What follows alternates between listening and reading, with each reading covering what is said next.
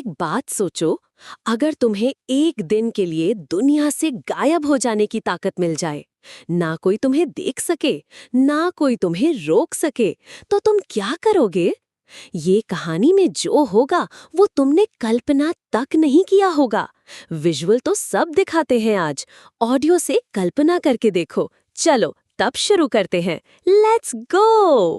प्यार तब भी हो सकता है जब सामने कोई ना हो, पर अगर कोई तुम्हारे बेहद करीब हो, हर सांस के साथ मौजूद हो और फिर भी दिखाई ना दे, तो क्या तुम उसे पहचान पाओगे?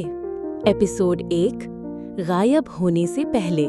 सियोल की सड़कों पर बारिश अक्सर वक्त की रफ्तार को धीमा कर देती थी, जैसे हर बूंद कोई दबी हुई कहानी कहती हो।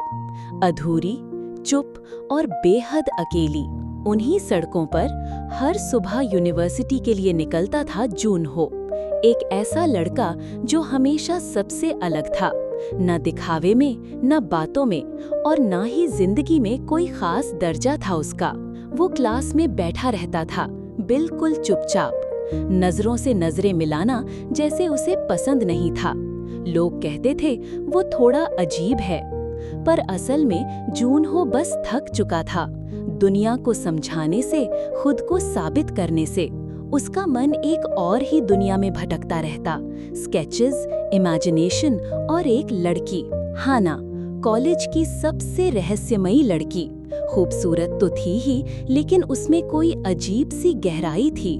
वो किसी से ज्यादा बात नहीं करती, पर जब हंसती थी तो वक्त रुक जाता था। जूनहो ने उसे कभी सीधे नहीं देखा, लेकिन हर दिन उसकी आंखें हाना को ढूंढती थीं।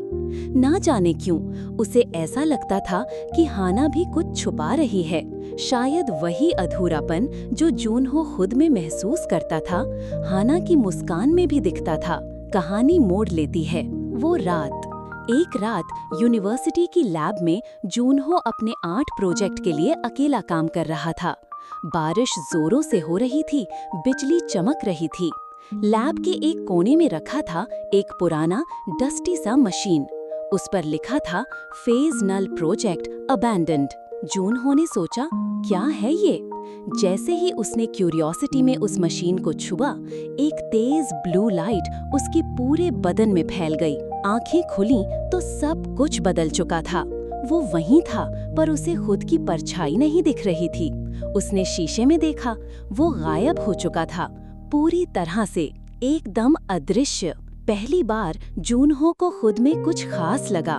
वो हंसा, जोर से, खुलकर, शायद पहली बार। मैं अब सब देख सकता हूँ, बिना देखा जाए। अगले कुछ दिनों में जूनहो ने इस शक्ति को समझना शुरू किया। वो लोगों की बातें सुनता, क्लास में बिना हाजिरी के बैठता, लाइब्रेरी में उन पेजों तक पहुँच जाता जो बंद थे। पर सबसे ज्यादा उसे खींचती थी हाना। वो अब हाना के करीब जा सकता था, बिना उसे डराए, बिना कुछ कहे। और एक रात उसने ऐसा ही किया। वो पहली बार उसके हॉस्टल रूम में गया। दरवाजा खुला था, या शायद उसकी इनविजिबिलिटी ने उसे फील भी ना होने दिया। हाना कमरे में अकेली थी। उसके हाथ में एक पुराना डायरी था, आंखों से आंसू बह रहे थे। वो डायरी पढ़ रही थी, कुछ ऐसा जो किसी ने उसे लिखा था पर कभी दिया नहीं। जूनहो हिला। वो डायरी, उसकी हैंडराइटिंग थी। ये कैसे हो सकता है? मैंने तो कभी नहीं। पास्ट की परतें खुलने लगती हैं। हाना ने डायरी को छाती से लगाते हुए कहा, तुम दिखते नहीं हो, पर मुझे हर पल महसूस होते हो। तुम हो कहीं, मैं जानती हूँ। कभी तो सामने आओ। जूनहो की सांसें थम गईं। क्या हाना जानती है उसके बारे में, या क्या ये सब कोई इत्तेफाक है? पहली बार छूने का एहसास। उसने अपना हाथ बढ़ाया, हल्के से हाना की उंगलियों के पास। एक हल्की थरथराहट हुई। हाना ने अपनी आंखें बंद की और कहा, तुम आ गए हो ना? जूनहो का दिल धड़क उठा। वो डर गया, खुद से, इस एहसास से, और उस लड़की से जो शायद उसे बिना देखे भी पहचान चुकी थी। जूनहो भाग गया, पर दरवाजे पर हाना की आंखें सीधी उसकी तरफ थीं। वो मुस्कुराई और फुसफुसाई, गायब होने का मतलब ये नहीं होता कि मैं तुम्हें महसूस नहीं कर सकती। तो ये था उस लड़के का पहला कदम, एक ऐसी दुनिया की ओर जहां उसे कोई देख नहीं सकता, लेकिन वो सबको देख सकता है। कभी सोचा है, जब कोई तुम्हें बिना बताए तुम्हारे पास हो, तुम्हारी हर बात सुन रहा हो, तुम्हारे करीब आकर तुम्हारी धड़कनों को महसूस कर रहा हो और तुम बस अनजान हो? उसके लिए ये सिर्फ मजा नहीं था, ये एक नई आजादी थी। लेकिन आजादी का अगला चेहरा क्या होता है? बदलाव या बर्बादी?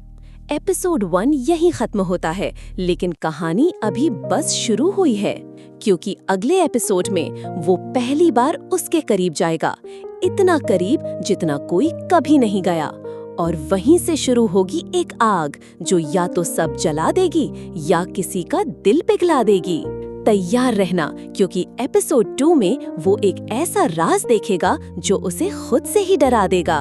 अगर आपको ये कहानी दिल से लगी हो तो लाइक जरूर करना और कमेंट्स में बताना, क्या आप उस लड़के की जगह होते तो क्या करते? सब्सक्राइब कर लो, क्योंकि अब जो होने वाला है वो सिर्फ देखने वाला नहीं, महसूस करने वाला है।